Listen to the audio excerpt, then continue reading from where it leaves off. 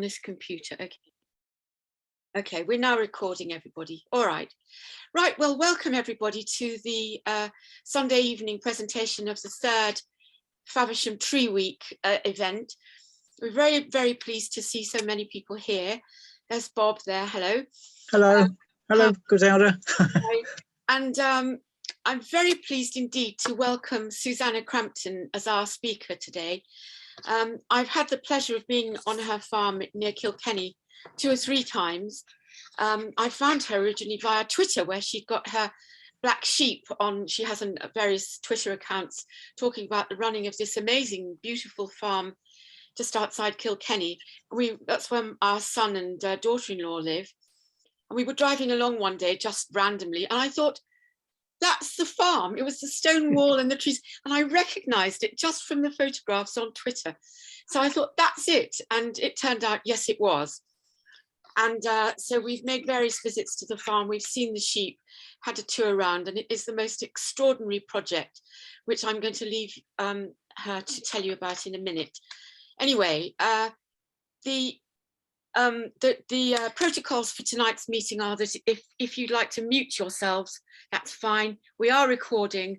If you don't want to be visible on the recording, just switch your camera off. Boo-hoo. We'll put the recording onto YouTube, onto our channel there, and links to it from the Facebook page. And so I think without very much more ado, I'll hand you over to Suzanna, who is a woman with a remarkable working life, working on a beautiful farm, a part of her family farm in Southern Ireland, and running an extraordinary project for the regeneration of the land, the landscape, the whole of the biodiversity. She's extremely knowledgeable, and she's using trees very largely in what she does. So I'm now going to hand over to and you can share. I'm going to go to share screen. Okay. You have to do share screen as well, Suzanna, so I can. Oh, wait a minute. Share screen. In fact, you should be doing, if you do your share screen, that should work. We had a little practice earlier on and it all worked fine. So there we are. There we go. Now, can everybody see that? Yeah. Excuse me, I swallowed the wrong way, of course. Well, I'll be talking about trees within our regenerative kind of agroforestry system here in Ireland. I think I need to move it sideways or something. Do you see all the pictures of everything, or just the full screen? No, we haven't got, well, I can see the pictures of everybody, but people can choose their own, I think. Okay, so they can see the leaves. The leaves, okay, good. Okay, so basically what I've been doing for many number of years is what's called, now modernly called, regenerative agriculture, which is to do with soil health and biodiversity. And it's to do with the biodiversity on top of the soil as well as under the soil. So this includes trees, and the farm that I'm on has been in our family, whoops, this is, yes, our farm has been in our family for about 8 generations, I believe. So a lot of the trees would have been planted by my, quite a few times, great-grandfather. We rented the farm in 1800, and a member of the family bought it in the 1850s. And at the moment, it's still my mother's. She's still alive, and I'm living here and farming it. And not in the conventional way with fertilizer and things like that. Now, to understand what the biodiversity and regenerative farming is doing, it's not organic, it's working with the land, it's avoiding monocultures, both in the woodland and in the fields. So you can see here on the top image is along the lines of what I'm trying to do here, and I've accomplished quite a bit of that. Now, we don't have adders in Ireland. You can see one of the animals there is an adder in the top 2 images. And luckily at the moment, we don't have deer in this area. Though my cousin, who has a much larger farm 3 fields away across a neighbor's farm, Recently, there were deer that turned up there, which is not good if you have lots of young trees. So basically, our farm is like the top image. And you can see where you come down to the monocultures, there's hardly any biodiversity. Our farm is on the slopes down to the River Nore, in the valley of the River Nore Valley in Kilkenny. And the river runs along part of our farm, and it's got a preserved area. But as you can see, there's a lot of mature trees here.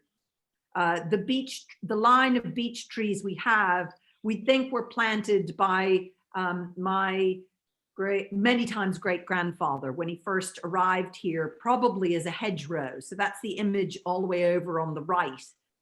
And you can see there's the top left image with the sheep and the flock. There's a huge oak tree, and that was planted before our family purchased the land. So it's a very, very old oak tree on the right. And then there's a line of chestnut trees. To the left of the top left image, there's a roadway. And you can see there's an ash tree planted in the middle. And all of that woodland surrounding it is all of loads of woods. Our family is every year is constantly planting trees and have for generations. So this is the great oak tree on the right. And you can see down along the road is a line of chestnut trees, which are sadly both maturing to their mature age, but they are also succumbing to this new disease that, or new imported disease that chestnut trees get. So when the chestnut trees go down, we're replacing them with beech trees, because at the moment they don't have an invasive disease like the Dutch elm disease, like the ash tree has, like the cherry tree has, and now the horse chestnut tree has. So I'm trying to, in my regeneration of planting, I'm trying to plant trees like you have the big oak tree in this picture, and to the left in the distance, there's a huge lime tree. And down in the valley there, you see a willow tree, a weeping willow tree, which is one that we planted about 15 years ago. And that's on a wash. When we're getting a lot of the climate change weather and a huge amount of water, it flows down that valley down towards the river. So I've planted a series of willow trees to sort of slow the water down in a way. Let's see, we are very sloping. We have very, very steep hills. And when I'm putting the electric fence in, the stakes sometimes will only go down a very, very shallow amount, because our land is very limestone and gravel. So we have aquifers coming up in particular places on the land as well. In the background, you can see there's hawthorn, there's elderflower in the middle, there's beech, and there's oak on the top right. So it's always looking for diversity of trees. Here you can see there's a pink hawthorn, and you can see the cow's parsley. And the electric fence is there because in the spring, I want the woodland to produce the biodiversity of the aconites, the cow parsley, the bluebells, the jack-in-the-pulpits, the violets, the primroses, all the wildflowers I want to be in the woods. So I keep the sheep out of the woods in the springtime because I want as much biodiversity in the understory of the woods, but I don't want it all to be ivy. Here you can see we have chestnut trees everywhere, and they are so glorious. In the bottom right, you can see some of our chestnut trees are huge, massive, beautiful trees. And we have lines of them in various locations around the farm. So it's terribly sad. The one on the bottom right is the crown is slowly dying with this disease, which is very, very sad. And we have a large variety of hawthorns. My grandfather loved planting in the hedges hawthorns, spindles, crab apples, all kinds of things. So we have a huge diversity in our hedges. And here you can see there's 1, 2, 3 different hawthorns, and we have other varieties on the farm as well. This is a walnut tree that my grandfather probably planted about 40 years ago. And I've collected seeds from it. And the walnut trees have the most heavenly smell, just the leaves. I don't know if you know that trick of rubbing the leaves together, and smelling a walnut tree leaf is just absolutely a most divine perfume. Some people mistaken walnut leaves for ash tree leaves. They look very similar, so people can confuse them. But here on the right, I've done what the buds look like in spring are very, very different from ash trees. Another thing that I have a huge amount of here and have encouraged hugely are holly trees, and hollies everywhere, because they are food throughout the year. Because I want to limit the monoculture of ivy within the woodland, I want to increase the number of hollies that are here. We also have an issue. My grandfather, to block out the neighbors, planted loads of laurel. And so been having the sheep have been eating a lot of the laurel back, and I've been replacing the laurel with holly. And this is for several reasons. Laurel and ivy, when birds nest in amongst them, the corvid family, that's the magpies, the crows, the hooded crows, the ravens, the rooks, all the corvid family are very good at hunting birds. But when the birds are nesting deep in hawthorn or deep in holly, the corvids don't go after them.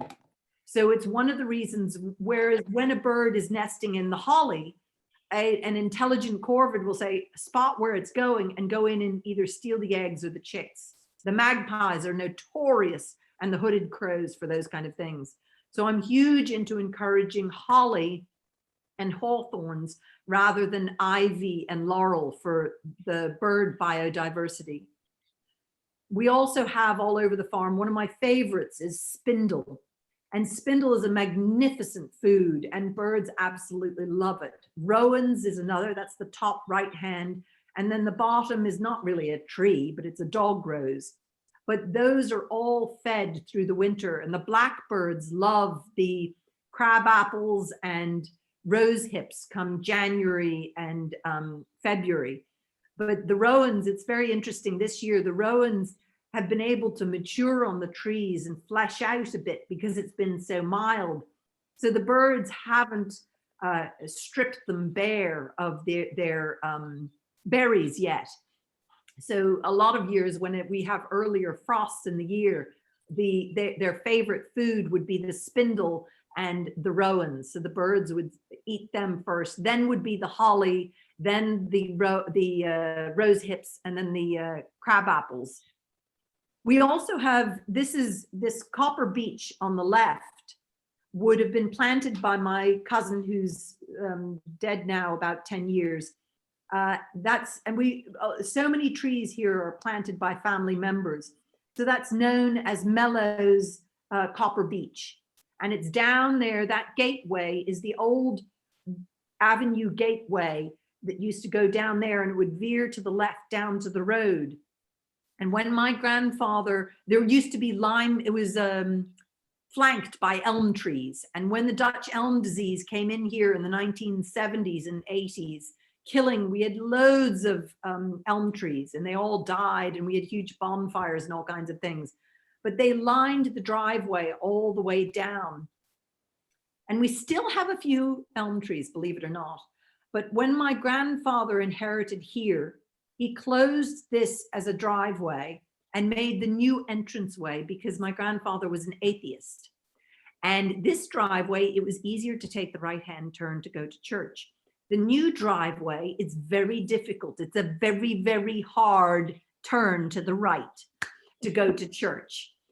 But anyway, it was a new entrance that he created. And sadly, all the elm trees died. We also have the staghorns, which grow everywhere. They're not native, but they are spectacular in the autumn. And in the background, I don't know if you can see, there's hawthorns, ash, other beeches, and some young oak trees in the background. This is an elm tree. I'm standing next to the trunk of the elm tree. It is a very large, mature, elderly elm tree. We have loads of them here in the hedgerows and hedges, but in the drought we had in no, it wasn't 19, it was in 2018, a lot of the elms that were in the hedgerows died, sadly. I mean, they were 25, 30-year-old elms. This is, we have a few elms, and I think this one is protected because if you look at the bottom left, there's a diversity of trees in the area. There's hollies, hawthorn, ash around it to distract the beetle, hopefully, from discovering it. So it's of a very good age, if you can see how large it is next to me and then the leaves. So I'm frightfully happy that we have this, and there's a few others within the vicinity of this particular elm. And this is why I'm so big on biodiversity of any planting, is because the disease gets hidden, or the beetle can get hidden, distracted by other things, and hopefully not catch my elm tree. We also have an orchard that is about not quite 2 acres. And this was planted by my grandfather in 1940. And within this orchard, there's a huge variety of trees. I think we have about 25 different apple varieties here on the farm. And that's just apples. We also have plum varieties and pear varieties and plum, pear, apple. What fruit am I missing? I can't think. Anyway, fig trees and things like that. But as a sheep farmer, these are Zwartblas sheep. And as a sheep farmer, in the bottom left, you can see the lambs. I finished the lambs that are going to be harvested at the end of the season with apples. Now, a lot of people who farm sheep say, oh, but the sheep will all get bloat and they'll die, and you're give them a painful death and all the rest of it. And it's like, no, when you have a diverse feed on the ground, meaning you have legumes, you have herbs, you have grasses, and you have forbages, within that mixture are things like daisies and bird's foot trefoil and things like that. And daisies in particular are excellent at settling a stomach. So when the sheep has eaten too many windfall apples, it'll go over to another section and eat some of the daisies. That'll settle its stomach and the gases and things like that. So this also, pardon me if anybody's a vegetarian or a vegan, but finishing the apples, finishing the lambs on apples actually sweetens the meat. The other things that the lambs love to eat, as do the sheep, are the hazelnuts. We have loads of hazel trees. They eat the horse chestnut nuts. They eat the walnuts. They eat the beech nuts. So it's adding flavor to the food. I'm huge into good flavor of whatever food you're growing. We have loads of cherry trees here. My grandfather planted lots of cherry trees after he visited Washington, D.C. I think it was in the 1960s. He was there in the spring, and he came home and all the cherry trees had to produce something. So we have the bottom half and the birds have the top half. And we even have a cherry tree here that there's a moth that comes in and devours all the leaves. And then it spins a web over the tree and it cocoons itself, turns into its cocoons. And then when the little mothlets come out, this all happens in one season. Unlike other butterflies and moths, they hatch as a caterpillar, turn into a cocoon, and then the next year they come out as a butterfly or moth. These particular ones devour the tree and spin the whole tree in a cobweb, but they hatch out as moths when the juvenile bats are coming out. So the juvenile bats have a food to eat when they're coming out. So instead of spraying all the caterpillars off the tree, what I do is I feed the tree the years where it has the caterpillars devouring all of its leaves. I give it a huge feeding of well-mulched manure around the base so that it can then remast its leaves, if you will, and come out with a second flush of leaves to rejuvenate itself. I'm not quite sure. It is only this cherry tree that these particular moths go and, caterpillars go and devour. So I don't know what this particular cherry tree is called. It has a very, the blooms look like lily of the valley. You know, it's on a stem and has a lot of little cups upside down, a kind of cherry tree. It's a beautiful bloom, but the years that the caterpillars get it, you don't see many of them. Oh, here are the sheep eating the apples. They absolutely love the apples. And my grandfather was a market gardener. We have very early apples that go all the way through. We still have apples now. We have cooking pears that the wind falls from the top of the tree, feed the blackbirds in January and February. I disturb huge flocks of blackbirds that devour them. So this is one of the understories in the woodland is very important to me. And this is a huge belt of, oh, my brain has just died. We have some areas have bluebells, and these are the blue wood anemones. We have white anemones. We have 3 different kinds of anemones here. There's this white one. There's a deep, deep, deep shade one that's beautiful, sweet, and it has a little pom-pom head on it. And then there's the white wood anemone. And so the understory of the woods have the Solomon seals, the wood lilies, the violets, the jack in the pulpit. And this is, I protect all of the spring flush of growth from the sheep. Because see, the bluebells also produce seeds that the birds eat. And then the next phase after the bluebells, you have the cow parsley, which goes crazy under the trees. And the sheep absolutely love the cow parsley because it is also an insecticide. So when the sheep devour the top bit, the flowers and the leaves of the cow parsley, you know, the really stemmy bit, they kind of whack it with their head like this to give themselves the juice, kind of gives them a covering of fly repellent. So they absolutely love going it. There's some areas where I can allow, once the bluebells have gone through and all the earlier stuff, the sheep can go into the woods and eat some of the cow parsley. Also, that adds to the biodiversity because the seeds of the cow parsley are also fed on by the birds.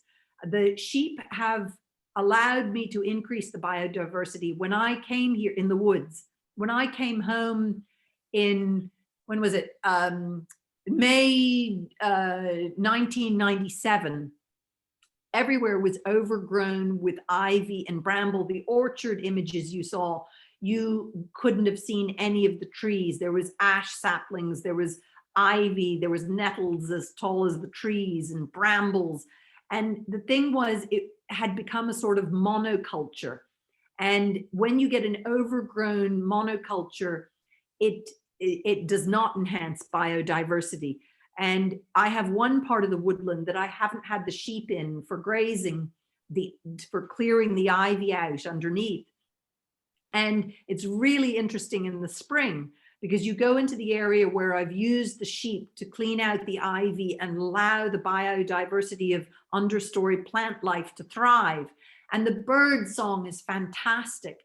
And then you go to the section of the woodland, which is full of the ivy, and it's a lot more muted. You can still hear the bird song, but it's further away because there isn't the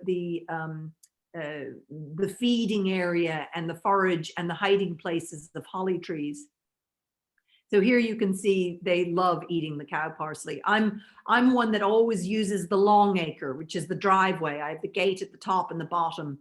So the sheep do my lawn mowing up and down the driveway. or the horses. So here you can see this is kind of late summer. You can see on the ground is the dead, the canes of the cow parsley. But this is when I let the sheep in, and you can see here, these are beech trees, ash trees. There's a horse chestnut at the back there. And there's oh, you can't see it, the pine is behind. So they go in and help keep the laurel back and keep the ivy back to encourage a larger diversity in the understory. So the other thing I do is collect seeds. I'm always collecting seeds. A few years ago, I managed to get some walnuts before the squirrels and the sheep did. And I planted those, and I planted, I think, about 10. 10 came up, but only 6 have survived the last couple of years. And those I'm going to be planting out in this kind of January, February. There's a line where I'm going to be planting out the walnuts. So hopefully I will be planting out the walnuts, and they will be accompanied with spindle and rowan and what is it called? Gilda rose, I think. So a series of other smaller trees to encourage the walnut to do its thing, but also so there's loads of food around for birds. I'm always trying to multiply the food sources for birds and red squirrels. We have red squirrels here. We also have the gray squirrel, but we also have pine martens, because a lot of the wood was planted. There was a lot of pine was planted by my grandfather in 1961 or 2, I think. So one of the things that a lot of people dispute and disagree with me is how I prune my trees. And it's very important. My forestry, wildlife, and agricultural education started in a school in Vermont called Craftsbury Common. And it was a very traditional woodland training, in that we had to learn how to do forestry by hand. So it was with axes, crosscut saws, and the timber was drawn out by horses. And it was there that I learned that the difference between giving a tree a long life and aesthetics. And one of the things is, when you get a limb that you want to take out, you have to give it an extension of out. You don't cut it close flush to the trunk, or even just a few inches from the trunk. You give it a good length so that it can slowly die back. Because this is what happens. This beech tree here, there's a series of beech trees now in the next series of slides. This beech tree branch was cut at the same time as another. I used this beech tree branch I cut, and it was about 2 foot out from the tree that I cut it. And I did it as a demonstration, because I had somebody here, and I handed him a handsaw, and I said, please cut, give it like this much. I said, I think that's about, 1.5 to 2 foot out from the tree. And I said, and cut it there. And I described everything, and I said, it'll die back. But the dying back, it'll allow itself to heal. So you can see the healing place that occurred there. When the branch finally died, it was so dead, I went like that and it fell off. Now, this is the tree that the man pruned, a branch that I asked him to prune flush, well, not quite flush against the trunk. There was that much up to the base of the trunk. In the bottom right-hand picture, where I'm pointing is where the branch was that he cut. In the top left-hand picture, you can see how it's rotted back into the tree and left this huge scar all the way down to almost to the ground, because it rotted back. It didn't have the length to die back and heal itself, just like if you know how you would heal a stub of a finger or something like that. It didn't give the tree a chance to create a scab and close over the wound of losing the branch. Now, this tree was one of the trees, this was a beech tree, that in 1962, my grandfather trimmed the limbs to plant the pine trees. And if you can see my little head in there, there's a huge hole. And in the right-hand picture, you can see another huge hole. And sadly, my computer wouldn't upload the other images, but you could see how the branch had rotted. Now, this tree is still very much alive. It has the whole, all around it, the trunk is fine. Beech trees can live forever with a huge hollow, but we want to prevent that from, the longevity of the tree is always what I'm working towards and for. And you can see around this beech tree are all the hollies that I've been encouraging. And in the foreground, there's some cherries. I think there's cherries, there's beech, baby beech, and some ash in that mixture right there. So this is a beech tree that I got somebody to trim. The neighbor wanted the beech tree branches were hanging out over into his field too much, so he couldn't use a modern equipment. So he asked me to trim it, and I got somebody in to do it. And I tried to get him, I am praying that this will work, but this is too short. My request was to have it a good, solid 3 foot out so that it had time to die back. And you can see in the right-hand picture how it's slightly dying. And I am concerned that it didn't have enough space to die back appropriately to heal itself, because the tree people who came in, surgeons who came in to do a whole line of beech trees, didn't understand what I was requesting of them. So they just left stubby stubs instead of a good length for the beech tree to die back. The other thing that we have, some fantastic things, is some freestanding espalier. And there's a gardening expert called Helen Dillon here in Ireland. And she came to the garden, it could be like nearly 20 years ago, more or less. And she saw this particular espalier, the apple. And she was like, wow, I think that's one of the biggest freestanding espaliered apples in Ireland. So I thought I'd show you that. And it is absolutely spectacular in the spring when it's full of blooms.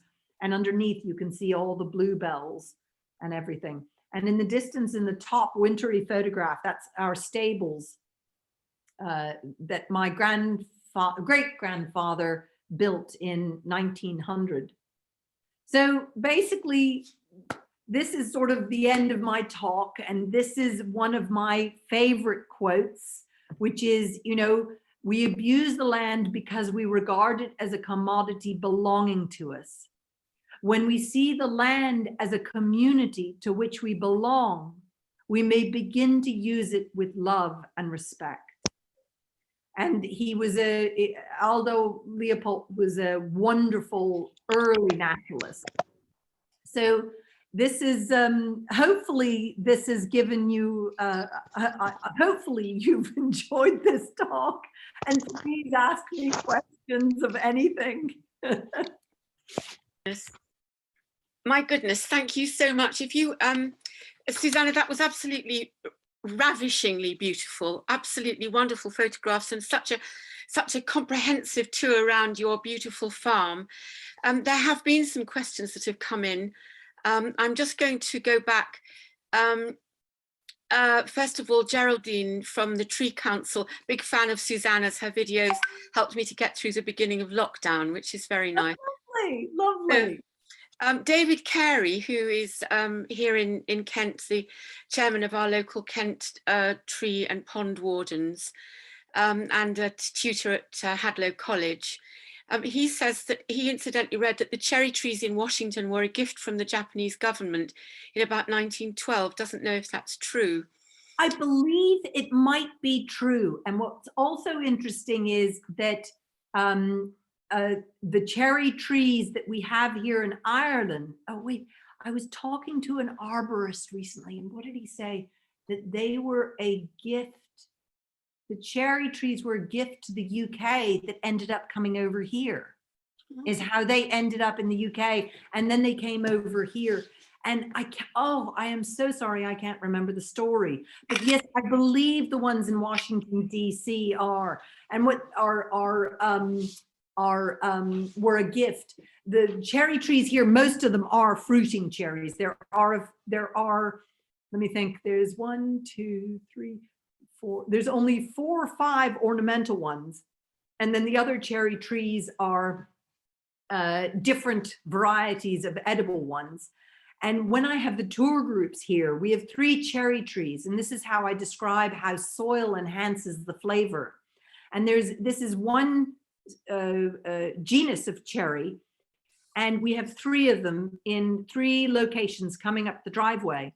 And I say, now try this tree, and they take cherries off of that and they eat it. And it's the lesser sweet ones. And as they progress up the driveway, the cherries get sweeter. And the last cherry tree they eat off is absolutely magnificently delicious. And they all eat the cherries. And I say, can you taste the difference? And they're like, yes. And I said, that is the biodiversity of soil and how you can get flavor in food. And now that you've eaten your cherry, I'll tell you why this one is the sweetest. It's because it's right next to the septic tank. Very good. Now, Bob Gomes, who is another wonderful naturalist around here, says, I wonder if your cherry with the web spinning caterpillar, I've got to somehow get this to where I can see it properly, whether if the cherry with the web spinning caterpillar is a native bird cherry, because there is a bird cherry ermine moth specific to that tree. That would be very interesting. And it does it, covers the whole tree in a web. Bob, do you want to come in on this? Yeah, can you hear me? Yeah, I can hear you, yes. Yeah, so there is a native cherry, the bird cherry, and this moth does spin a fantastic web all over it, and it's specific to that tree. And the bird cherry flowers are a bit different from normal cherry trees in that they hang down in a raceme. Yes, so the flowers describing hang like down. lily in the valley. Yeah.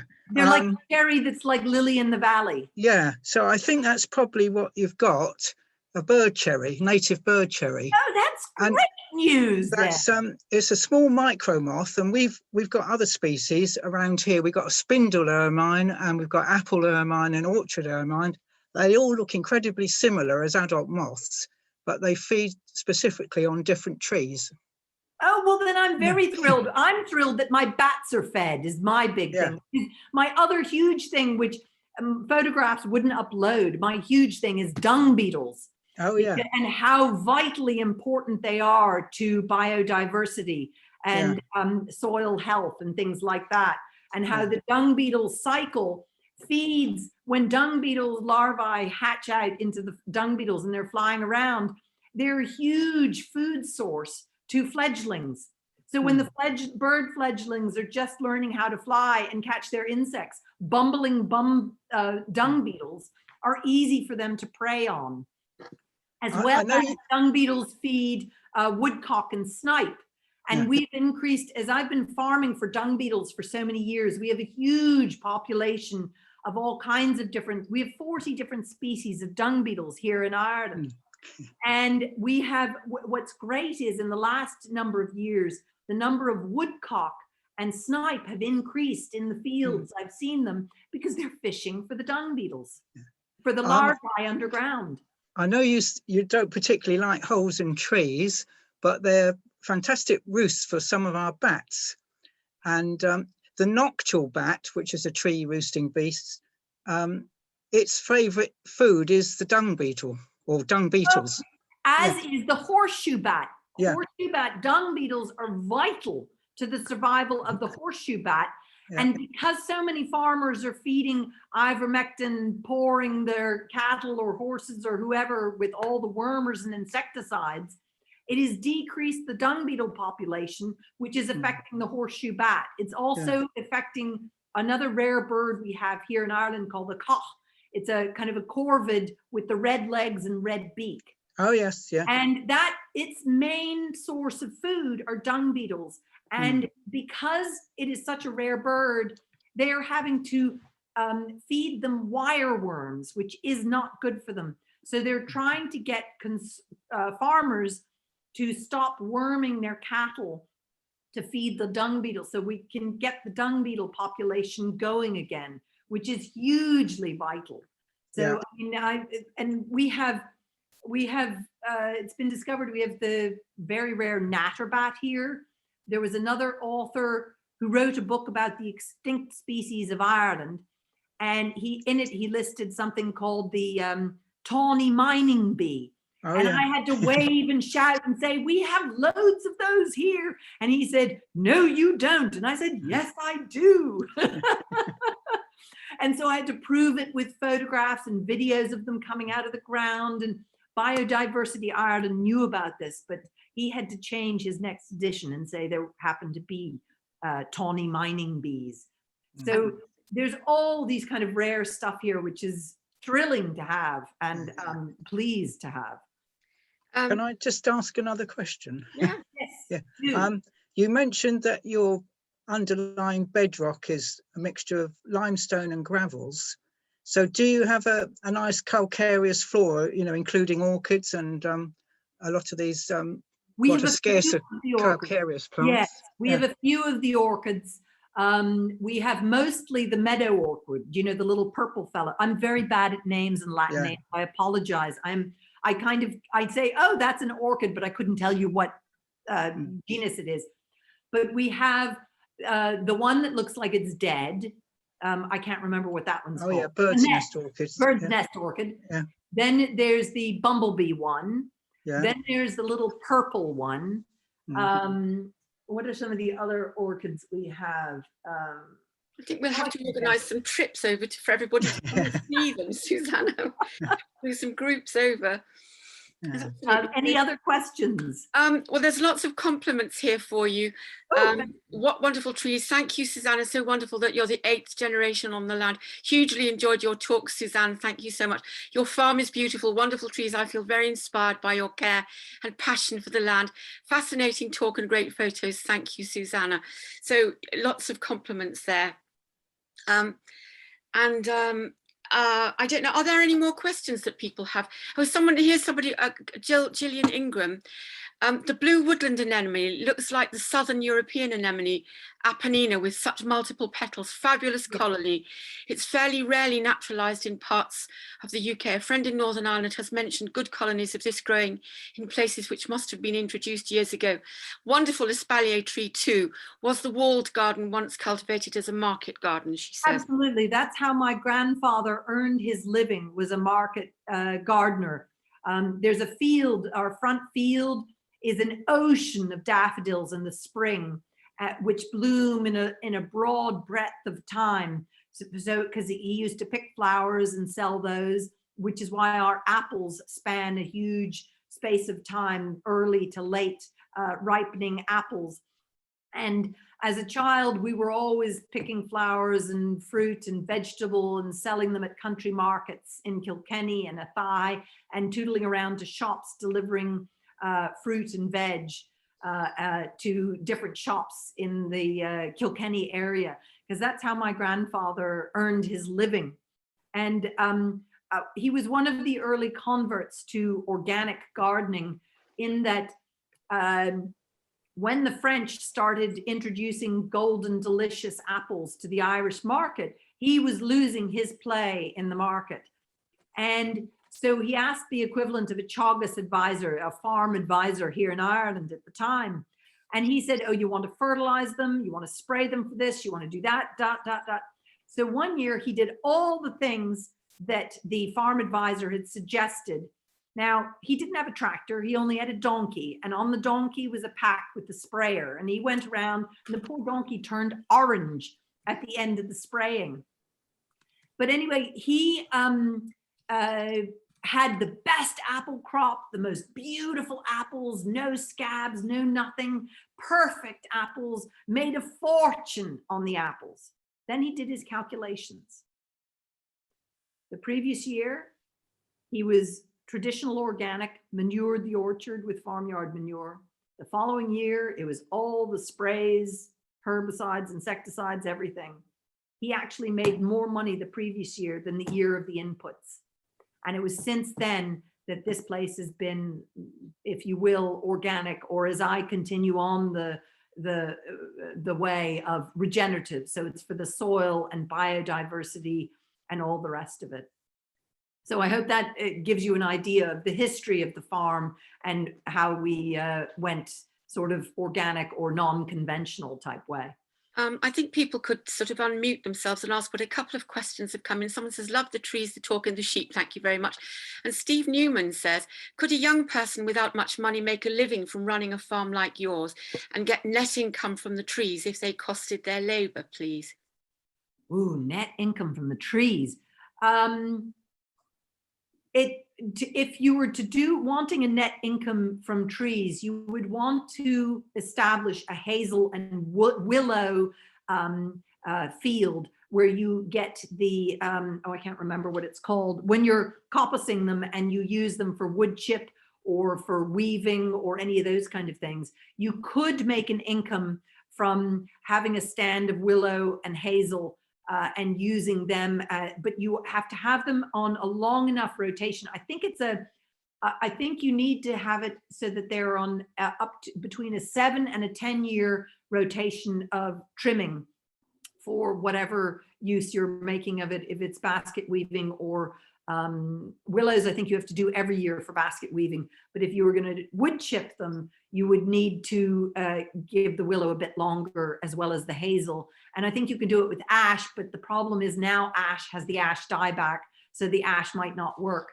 And there's areas in our woods which my grandfather used to coppice for firewood, and you can see that has this big trunk at the bottom and then all the sticks coming up. And he did the same with hazel as well. So it's possible, but it's hard work. And I earn an income from a variety of ways, from the sheep's wool. I convert into blankets. Here's some of the blankets. This is the cat blanket, and then there's the bed blanket and the travel rug. So I use a woolen mill locally. So you always want to improve the income. You don't want to sell just the vegetable. If you can make soup out of the vegetable, you then increase the value. It's product, increasing the value of what you produce, which is what I do with the blankets and the wool from my sheep, and tour groups. And then I used to do workshops here, like photography workshops and things like that. Hopefully that sort of answers the question. It is possible, but it is hard work. There's a really good book, and if I can remember what it's called, it follows the story of an inner city young man starting off with chickens, and he started farming with just chickens and eggs. And he ended up buying a farm because he kept rolling over and increasing what he was doing. It was written in the 1920s or 30s, and he was an English man. And if I can remember the name of the book, I can't think of the name of the book. We can put it on the Facebook page later, yeah. But if you read that book and see how this man did it, and he did it without inputs. He did use inputs later in life because it just made life easy, and it was the beginning of fertilizers and stuff that looked magic. But he was the Farming Ladder. That's it, the Farming Ladder. So if you can get that book, whoever the young person is, get the book called The Farming Ladder, and you can read how this man did it in the 1920s, I think it was the 20s, how a very poor inner city boy managed to do it. And it is possible, even today. Jo, thank you very much for that. And I hope it's obviously inspiring and lovely to have somebody young and thinking, how can I do this, and join in the work. Joe Barker says, are you able to harvest nuts to sell or at least eat? You mentioned walnuts and sweet chestnuts. My problem is the blankety blank gray squirrel. Luckily, I don't have deer yet, but the gray squirrel are a major issue with stripping the bark off of. They get to a beech tree at a certain age and strip the top bark, so the beech tree does this instead of that. And the other thing is they eat the hazelnuts before they're even ripe. And it is so annoying is all I can tell you. I tell you, I'm afraid I go and do a bit of Annie Oakley out there during the winter months. And because I want to encourage the pine marten and the red squirrels, because I want the red squirrels to eat the hazelnuts and the walnuts. The one time I managed to get the walnuts ahead of the gray squirrel is when I grabbed them all. I didn't eat them. No, sorry, I take that back. I think I ate one or two, but I planted them because I wanted to produce more walnut trees. And then since then, I haven't been able to get there before the gray squirrel. So I would love to be able to eat my own hazelnuts and walnuts and sweet chestnuts. Right. Okay, thank you. Well, are there any more questions from anybody? Any more questions of anything? And you can unmute yourselves and ask out loud. Yeah. I would say if anybody is thinking of going to Ireland, this is the most beautiful, rather secret place to go, because you quite rightly don't advertise where you are, but it can all be arranged to find where Suzanna is, and it is a most lovely place, and surrounded by beautiful countryside and little villages and rivers and old bridges and things. It's just gorgeous.